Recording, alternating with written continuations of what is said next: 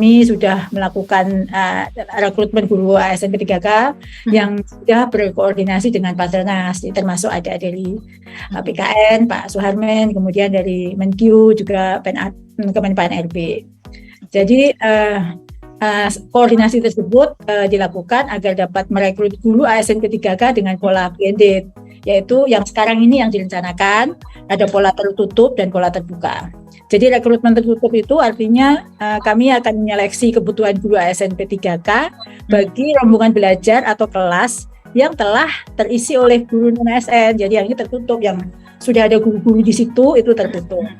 Lalu ada rekrutmen terbuka juga, artinya kami juga akan menyeleksi kebutuhan guru ASN P3K bagi rombongan belajar atau kelas yang belum memiliki guru non-ASN atau rombel yang masih kosong gitu, Mbak. Oke, baik. Jadi kalau dilihat dari situ saja sebenarnya sudah ada bayangan sedikit ya. Tapi mungkin bisa menjelaskan lagi syarat kriteria yang bisa mendaftar itu seperti apa? Jadi karena di dalam ini seleksi guru ASN P3K ini sudah diatur melalui Permenpan RB nomor 20 tahun 2022. Jadi Permenpan itu dipakai sebagai acuan pelaksanaan seleksi guru ASN P3K tahun ini. Jadi siapa saja yang boleh gitu ya. Jadi dalam Permenpan juga sudah disebutkan ada 3 mekanisme, Mbak, yang tadi sudah Mbak Dita sampaikan. Yang 193.000 itu yang sudah lulus PG, mereka lah yang bisa disebut sebagai pelamar prioritas 1.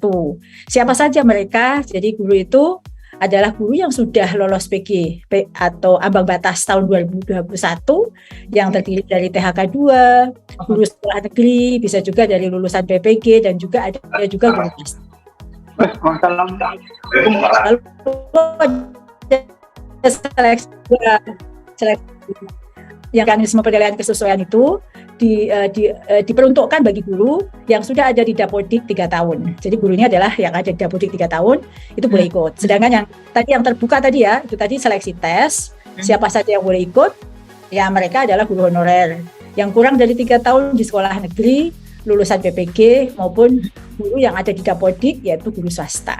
Jadi inilah yang rencana seleksi dan siapa saja yang ikut, dan karena seleksi tersebut sesuai amanah bahwa guru itu harus memenuhi kualifikasi dan kompetensi sebagaimana ada dalam Undang-Undang Guru Dosen, maka tes bahwa kewajiban memiliki kompetensi profesional, pedagogi, sosial, dan kepribadian itu, maka seleksinya dilakukan dengan cara yang komprehensif sebagaimana standar guru yang sudah ditetapkan dalam undang-undang tersebut. Seleksi itu menilai kompetensi individu pada ranah pengetahuan, sikap, maupun keterampilan. Itu, Mbak. Seperti itu ya, sahabat Ikut. Mungkin di antara sahabat Ikut sore ini juga ada yang masih butuh informasi seperti ini ya, Bu ya. Nah, barusan dijelaskan oleh Bu Nunu. Nah, kita beralih sebentar ya nih, sahabat Ibu, ke Pak Suharmen terkait dengan mekanisme perekrutan nih, Pak. Bagaimana sih sebenarnya mekanisme perekrutan ASN PPPK ini mulai dari pendaftaran sampai dengan penempatan? Ya, terima kasih Mbak Dita. Kalau kita berbicara bagaimana mekanisme dari seleksi guru, sebetulnya bukan hanya guru, tetapi hampir semua seleksi itu menggunakan standar mekanisme yang sama. Pertama tentu saja ada formasi yang diumumkan terlebih dahulu kepada seluruh masyarakat. Jadi setelah diumumkan formasi tadi, kemudian baru masing-masing peserta bisa melakukan pendaftaran melalui sistem. Semua pengumuman juga dilakukan melalui sistem. Ya, tentu teman-teman sahabat guru juga sudah tahu bahwa ini adalah sistem seleksi calon aparatur sipil negara atau disebut dengan SSCASN. Setelah diumumkan, mereka bisa melakukan pendaftaran melalui melalui sistem tadi. Nanti dari pendaftaran tadi ada bisnis proses yang kemudian diatur sesuai dengan keputusan dari Panselnas. Misalnya terkait dengan guru, siapa saja yang boleh mendaftar di sekolah tertentu, karena guru ini kan ada beberapa skema, ada 3 tadi sudah disampaikan oleh Prof. Nunu.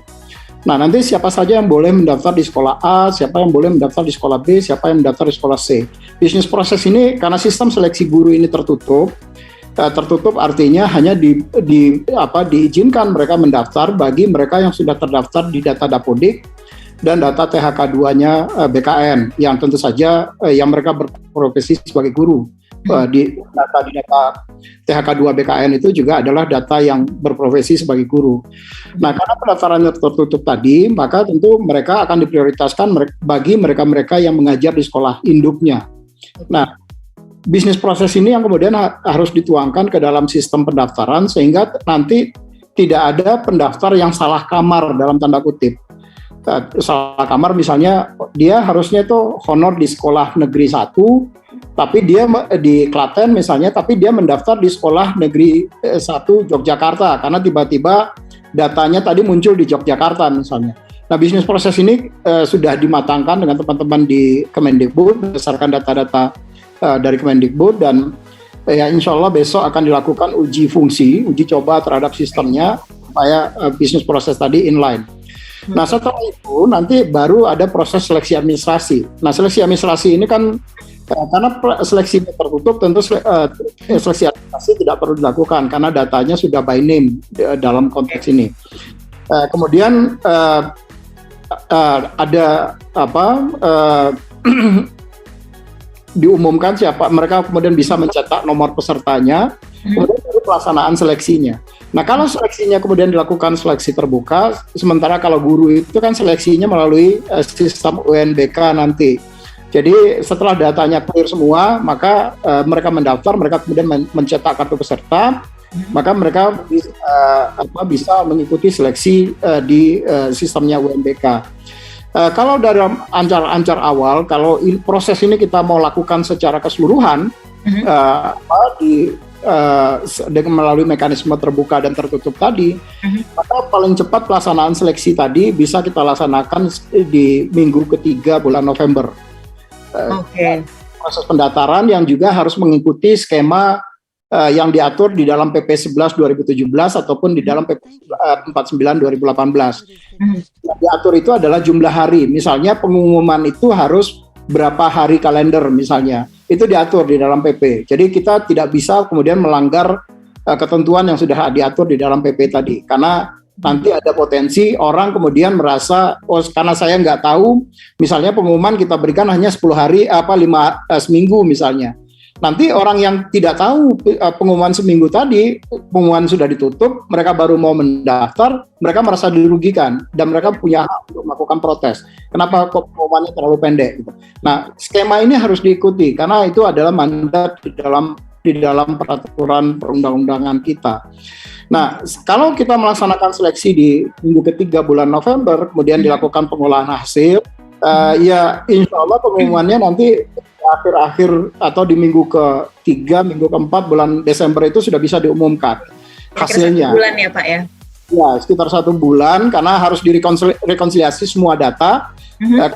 Harus dilakukan rekonsiliasi semua data. Jangan sampai nanti datanya kemudian tiba-tiba itu baru masuk, ternyata dia lebih tinggi skornya dari yang sudah terlanjur diumumkan. Nah, kan jadi berpotensi masalah.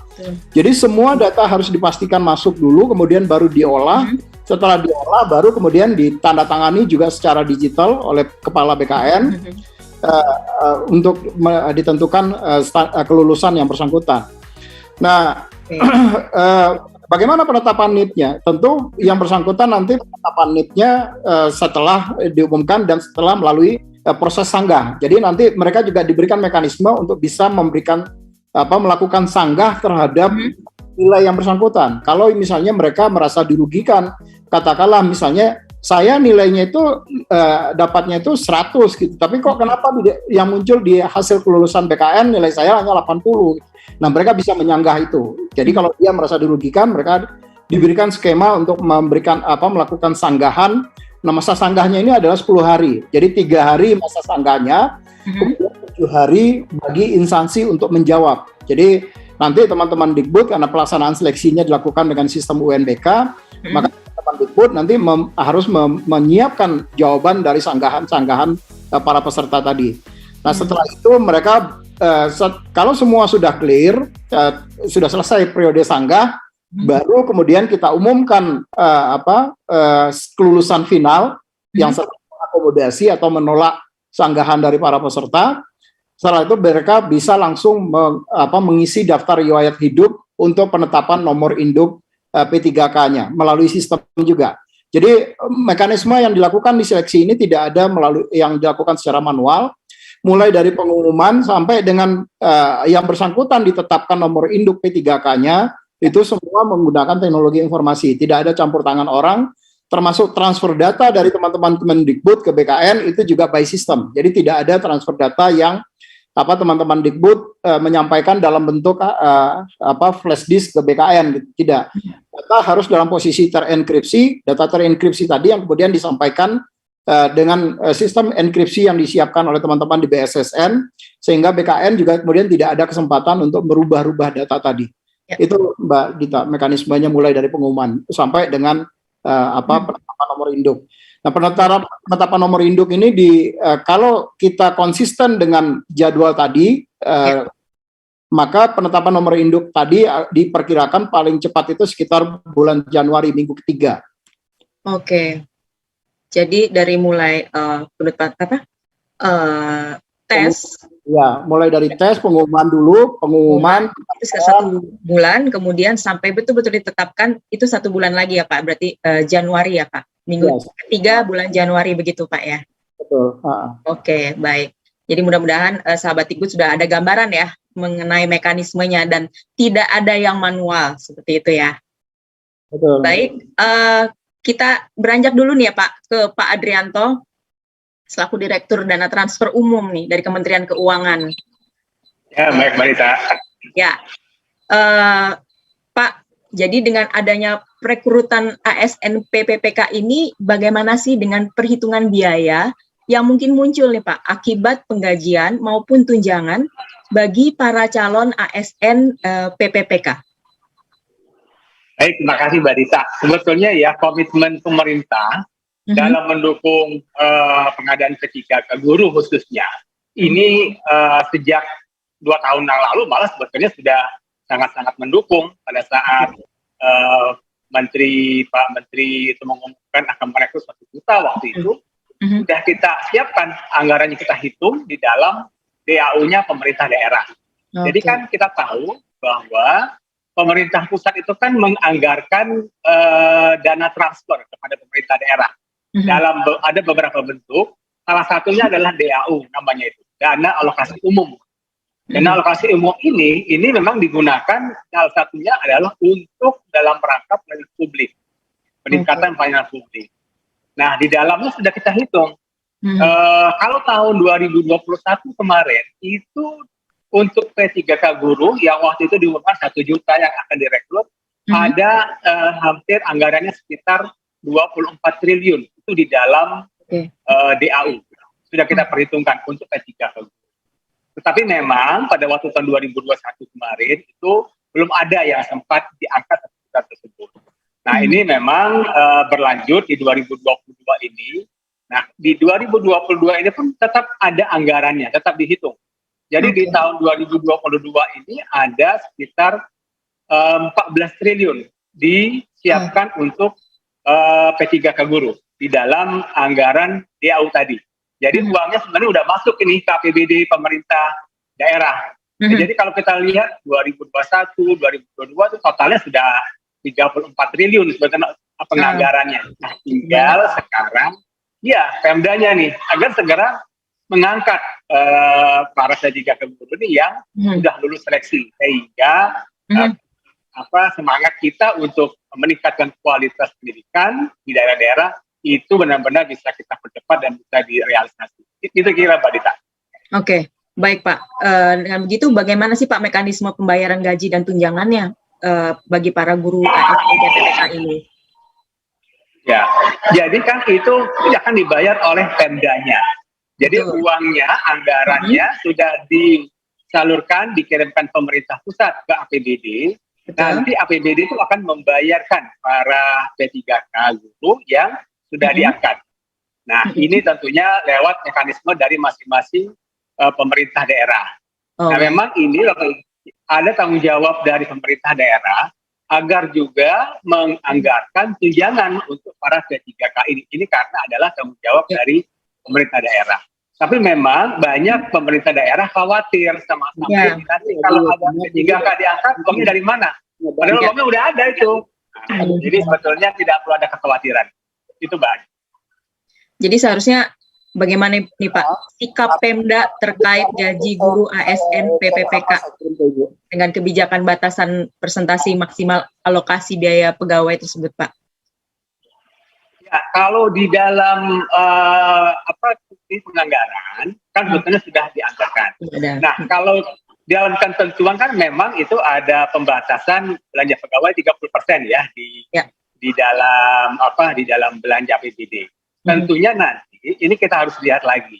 Harusnya belanja yang memang belanja benar-benar belanja pegawai yang produktif itu yang harusnya 30%. Kalau sekarang kan banyak yang masuk di sana ada uang honor, ada yang macam-macam. Itu sebetulnya harusnya mulai dirapikan sehingga nanti kalau nanti ada di APBD menghadapi kendala anggaran itu harusnya bisa dilakukan prioritas. Yang mana belanja yang mau diperlukan untuk sektor strategis seperti pendidikan misalnya. Baik, sangat menarik ya penjelasan dari para narasumber kita. Nah, tapi Bapak dan Ibu, sebelum kita lanjut nih dan sahabat Dikbud, kita akan simak dulu nih video jeda berikut ini. Jadi yang mungkin mulai punya pertanyaan bisa mulai nih, kira-kira mau nanya ke siapa narasumber kita sore hari ini. Jadi jangan kemana-mana ya sahabat Dikbud.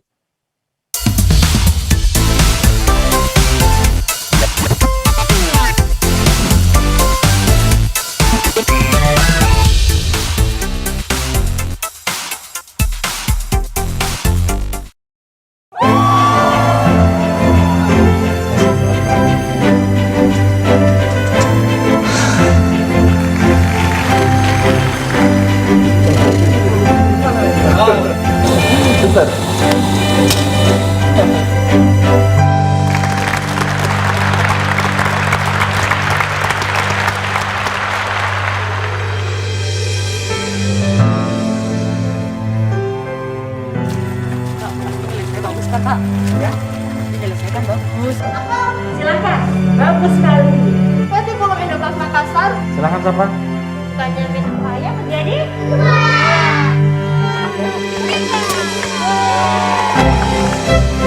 Terima kasih untuk para guru yang terus berjuang demi kemajuan bangsa. Tetaplah menjadi teladan demi masa depan Indonesia.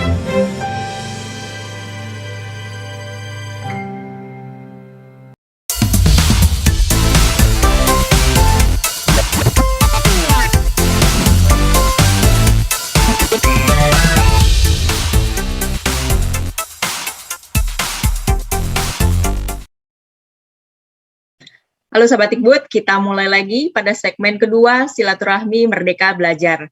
Kita kembali lagi berbincang dengan Ibu Nunuk Suryani, selaku PLT Direktur Jenderal Guru dan Tenaga Kependidikan.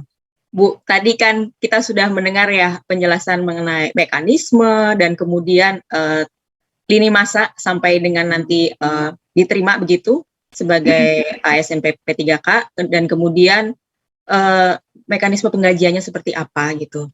Nah, ini mungkin Ibu Nunuk bisa menjelaskan lebih spesifik lagi. Bisa dijelaskan begitu, guru-guru yang direkrut ini paling banyak kebutuhan itu guru mata pelajaran apa sih Bu? Dan di daerah mana gitu kebutuhan yang banyak?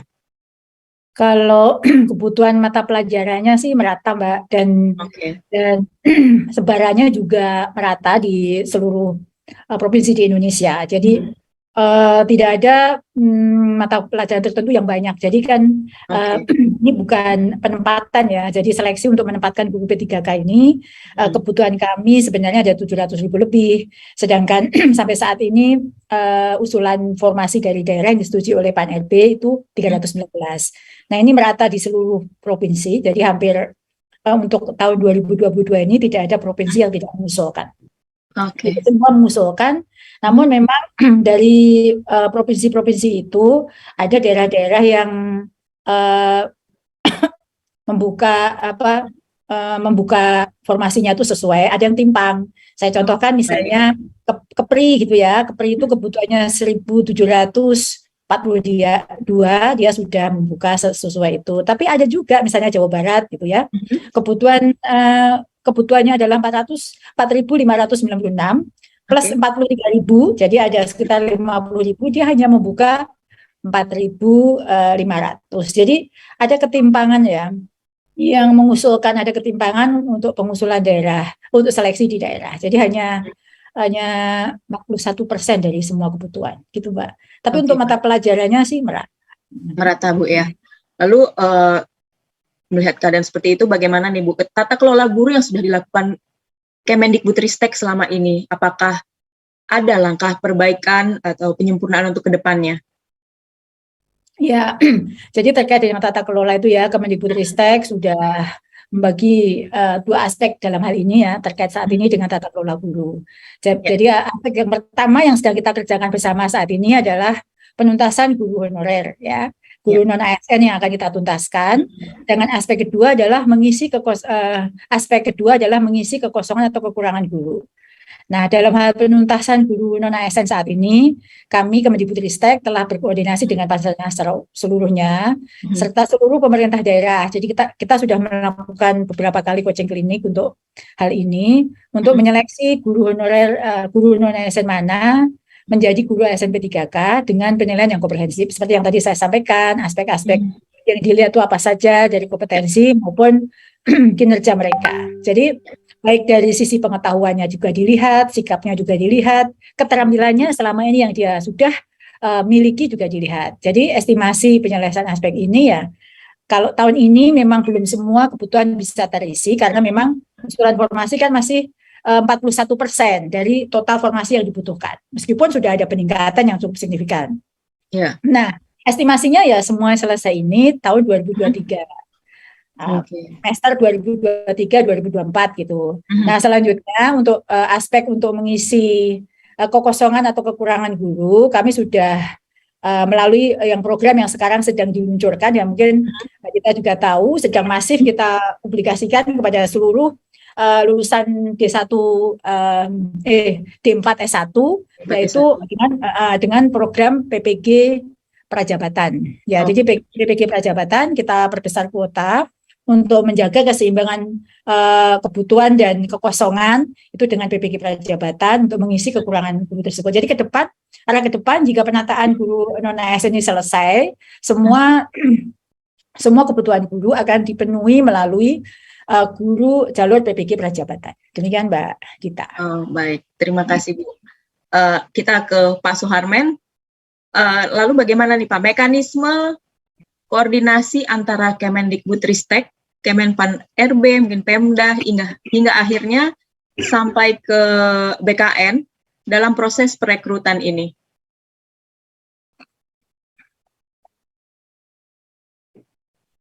Mohon maaf Pak Suharmen masih mute ya? Oke. Silakan Pak.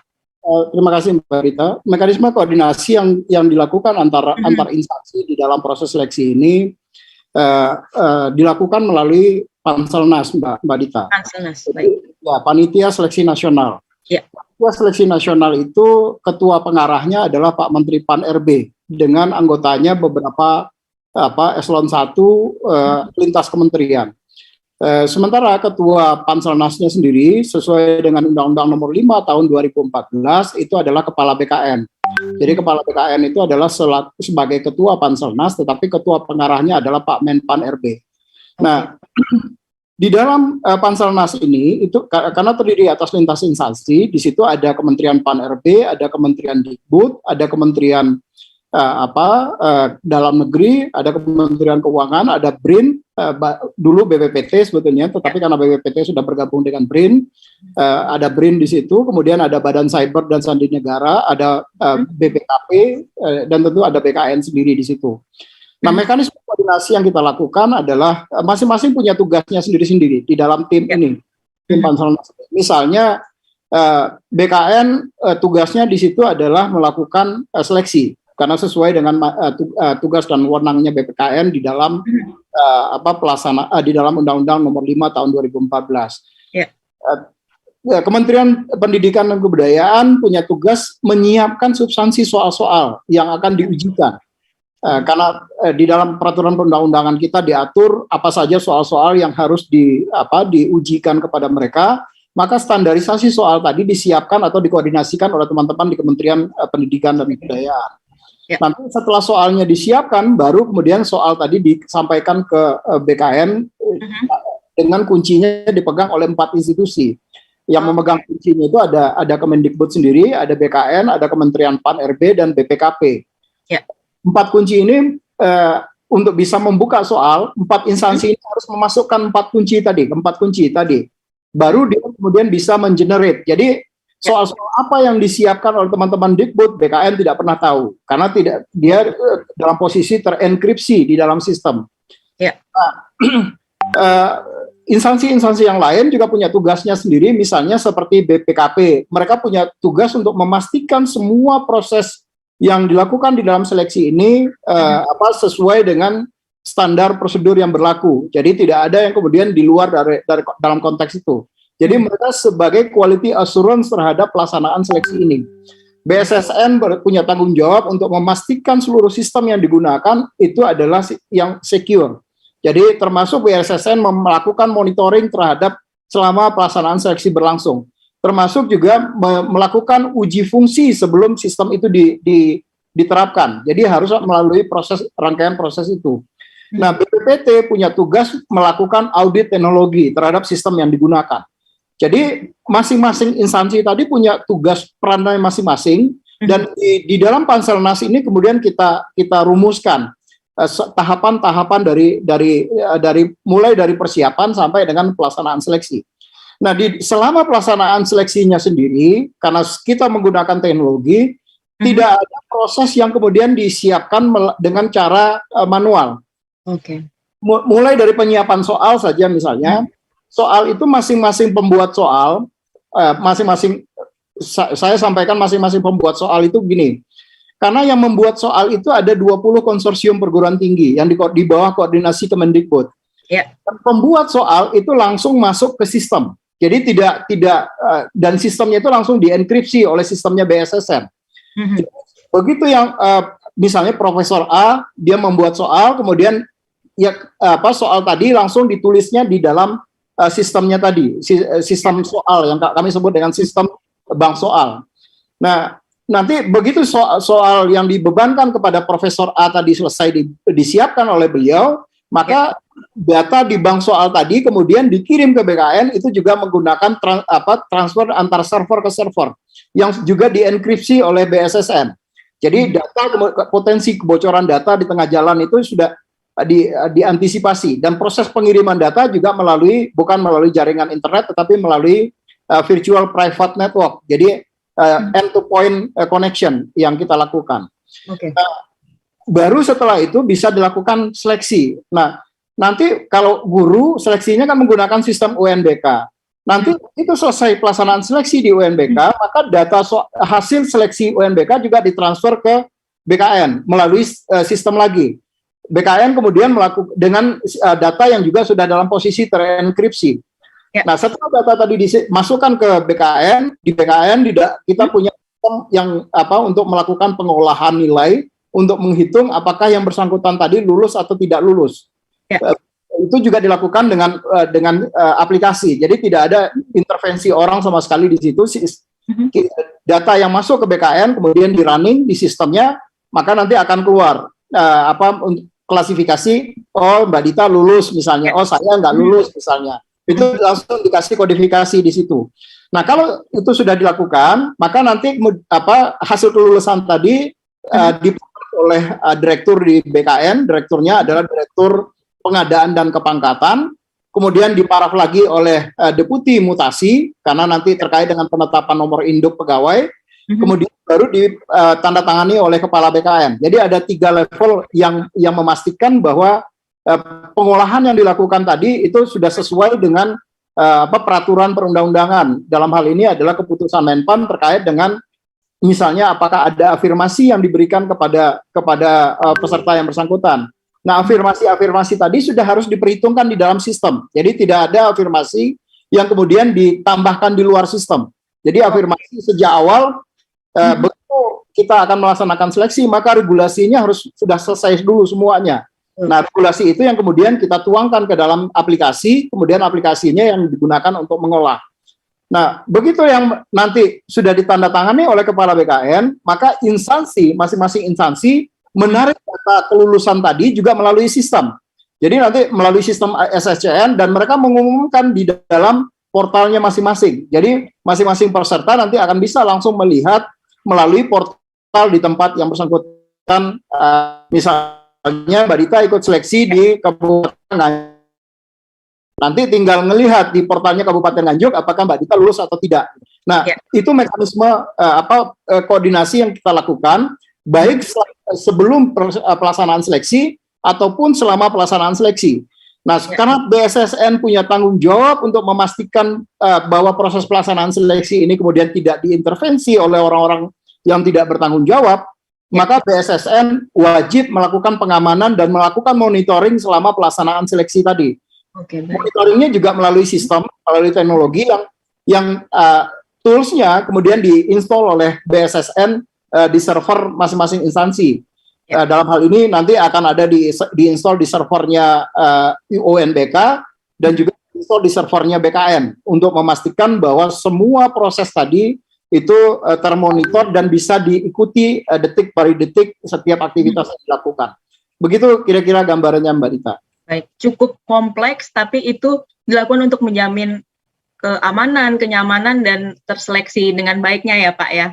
ASN BPPK nantinya. Ya, untuk menjamin bahwa proses seleksi ini memang betul-betul dilaksanakan secara transparan dan dapat dipertanggungjawabkan sehingga semua orang tidak ada yang dirugikan haknya di dalam proses seleksi ini.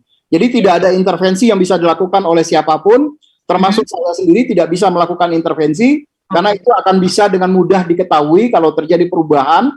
Karena datanya tadi akan mudah dicek oleh teman-teman di BSSN, oh si A ini melakukan perubahan terhadap data, itu akan mudah diketahui. Dan ini untuk memastikan bahwa semua hak peserta itu betul-betul tidak ada yang dirugikan dalam konteks pelaksanaan seleksi ini. Baik, tidak ada yang dirugikan ya. Lalu kalau dari evaluasi sendiri dari BKN seperti apa Pak terkait pegawai yang sudah direkrut selama ini? Lalu jika ada hasilnya, apakah kemudian bisa digunakan untuk rekrutan selanjutnya seperti itu, Pak? Ya, kalau evaluasi yang kami lakukan dan evaluasi tentu saja juga berdasarkan survei yang kita lakukan kepada instansi-instansi. Apakah lulusan-lulusan yang kita lakukan seleksi secara transparan yang sudah jauh lebih baik kalau saya katakan ya, sudah jauh lebih baik dibandingkan yang periode-periode atau zaman jahiliyah dulu gitu. Bagaimana kira-kira hasilnya? Apakah mereka kemudian bisa memuaskan para pengguna dari tenaga ASN tadi? Gitu. Hampir semua instansi yang saya tanyakan, yang kita survei, itu sangat merasakan puas terhadap proses ini. Dan mereka sangat merasakan bahwa kualifikasi orang-orang yang direkrut itu memang sangat sesuai dengan ekspektasinya masing-masing instansi. Itu yang pertama. Yang kedua adalah ada komplain juga kepada kami sebetulnya. Komplainnya itu adalah cuman kok rasanya anak-anak sekarang itu tidak seperti zaman-zaman saya dulu lah. Gitu. Zaman-zaman saya itu kan dulu kalau ketemu pimpinan atau wah itu hormatnya minta ampun gitu. Kalau kita masuk sekarang dulu sama-sama di lift ya ngalah dulu gitu pimpinan. Kalau sekarang kan ya relatif cuek lah. Jadi ya komplainnya relatif itu, tapi saya selalu mengatakan ya eranya memang berbeda gitu loh antara zaman saya masuk tahun 89 di pegawai 90-an itu dengan sekarang itu tentu sangat berbeda posisinya gitu. Dan anak-anak sekarang kan sangat terbuka dengan perkembangan teknologi sehingga ya mungkin ini yang perlu menjadi PR teman-teman Dikbud lagi sebetulnya pada saat mendidik anak-anak tadi juga unsur-unsur ketimuran kita tetap mungkin harus ditanamkan ke anak-anak kita sehingga kita bisa mendapatkan intelijen yang baik, intelijensia yang baik, tetapi emosionalnya juga baik gitu, standar emosionalnya juga baik. Nah, walaupun kalau saya ditanya jengah enggak, kalau saya pribadi tidak, karena anak-anak saya juga milenial gitu. Jadi saya udah merasa biasa saja dengan dengan cara seperti itu. Tetapi mungkin sebagian besar dari teman-teman para pejabat sekarang ya nggak nyaman dengan cara seperti itu gitu. Itu yang komplain yang masuk. Tetapi ada hal yang sangat menyenangkan kita adalah kami di BKN dari hasil evaluasi adalah mereka kemudian tidak lagi disibukkan dengan, kalau selama ini, mohon maaf saya sampaikan, jangankan deputi di BKN, eselon 3 saja di BKN itu bisa mengintervensi kelulusan orang. Jadi titipan-titipan itu selama ini itu yang saya maksud tadi di zaman jahiliyah, titipan-titipan itu bisa dilakukan dengan mudah, dengan merubah angka. Tapi kalau sekarang kan akhirnya kan yang dikorbankan adalah peserta itu sendiri yang memang yang bagus kemudian jadi korban gitu. Karena ada disodok dalam tanda kutip oleh orang-orang yang sebetulnya nggak lulus. Nah, sekarang itu tidak bisa lagi dilakukan seperti itu. Even saya sendiri kemudian anak saya ikut seleksi, ya saya sudah sampaikan, kalau kamu nggak lulus seleksi ya itu konsekuensimu dan kamu harus terima apa adanya, karena mekanismenya memang harus dilakukan secara seperti itu. Jadi kalau ada yang kemudian dikorbankan, ya yang korban pertama itu pasti BKN di dalam proses seleksi ini. Kenapa? Karena selama ini BKN kemudian bisa disogok lah dalam tanda kutip sehingga orang tadi bisa masuk. Sekarang nggak bisa lagi. Jadi sekarang nggak ada celah bagi BKN untuk bisa meloloskan seseorang karena mekanismenya dibuat setransparan mungkin. Yang kedua, bagi teman-teman di instansi ini juga perlu keuntungan karena selama ini Pak Sekjen itu kan dititipin lah sama temannya, oh anaknya ini, anaknya itu. Gitu. Saya sendiri juga banyak sekali menerima surat rekomendasi lah, bentuknya itu surat rekomendasi dari banyak pihak lah, nggak usah saya sebut dari satu persatu, gitu. Mulai dari yang sipil sampai yang berbintang saya terima rekomendasi. Tapi apa yang bisa saya perbuat? Saya nggak bisa melakukan intervensi terhadap proses seleksi tadi. Ya kalau memang nggak lulus ya saya cuma tinggal menyampaikan ya mohon maaf ternyata hasilnya adalah seperti ini, yang bersangkutan belum bisa diterima menjadi ASN. Nah, transparansi ini sebetulnya yang ingin kita hadirkan di dalam proses seleksi sehingga masyarakat di Indonesia ini betul-betul merasakan saya masuk menjadi abdi negara dengan niat yang baik, dengan jiwa yang tulus, dan tentu saja dengan niat untuk mengabdikan diri sebagai aparatur negara, maka kita berharap dengan proses seleksi yang kita lakukan lebih baik seperti ini, transparan seperti ini, maka diharapkan nanti produk-produknya kemudian tidak melakukan kolutif, tindakan-tindakan kolutif di kemudian hari. Karena mereka sudah masuknya sudah dengan kemampuan yang bersangkutan sendiri, bukan karena intervensi oleh siapapun. Nah,